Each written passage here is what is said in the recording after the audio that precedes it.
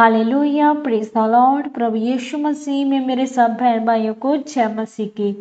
आप सबका स्वागत है जीवित परमेश्वर के जीवित हजूरी में, जिसमें आने के बाद आपका जीवन कभी भी सेम नहीं रहता और आप परमेश्वर की आशीषों में, उसके अनुग्रह में बढ़ते जाते हैं। आज हम परमेश्वर के पवित्र वचन को मेरी भविष्यवाणियों की पुस्तक में से पढ़ेंगे। ये वचन परमेश्वर के दास प्रेरित अंकु यूसुफ नरूला जी के द्वारा लिखे गए हैं और इन पवित्र वचनों को सुनना आपके जीवन में एक बड़े बदलाव को लेकर आएगा। आज का पवित्र वचन, अपनी पहली बुलाहट को पूरा करें। जैसा कि परमेश्वर के पवित्र वचन लूका 5 अध्याय उसके 3 वचन में लिखा है, उन नावों में से एक पर जो शमौन की थी चढ़कर उसने उससे विनती की कि किनारे से थोड़ा हटा ले चले।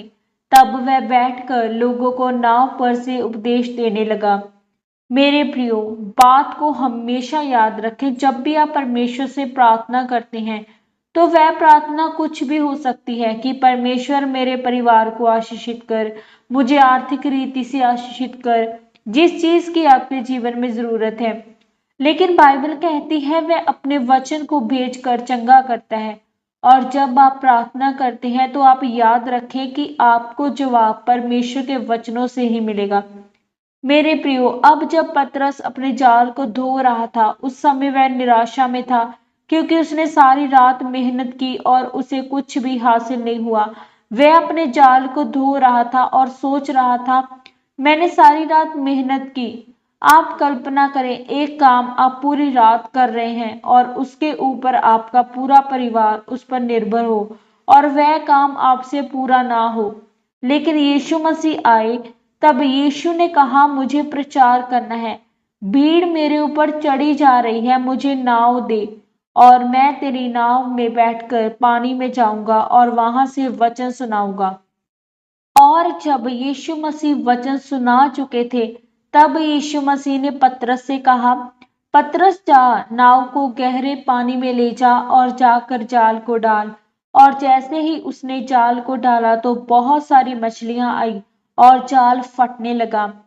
तब एक बड़ा आर्थिक बढ़ोतरी का चमत्कार उनके जीवन में हुआ। ये एक परमेश्वर का संदेश था कि सबसे पहले मैं तुम्हें मनुष्यों को पकड़ने वाला बनाऊंगा। ये आपकी बड़ी बुलाहट है।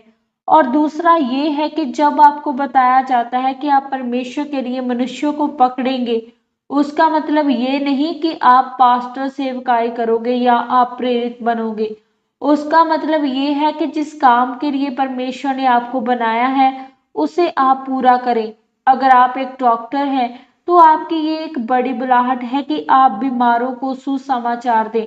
अगर आप एक व्यापार में हैं या एक रिक्शा चलाने वाले हैं तो क्या चर्च को आपका फायदा हो रहा है?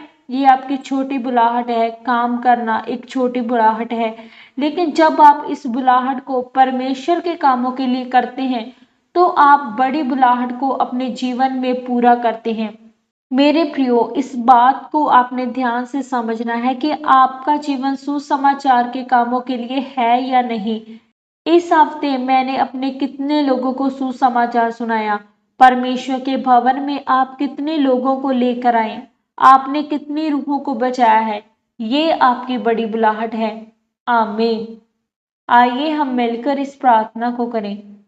सर्वशक्तिमान परमेश्वर, इस वचन के लिए मैं आपका धन्यवाद करती हूँ और प्रार्थना करती हूँ परमेश्वर, मैं आपके राज्य के लिए काम करूंगी और मनुष्यों को पकड़ने वाली बनूंगी।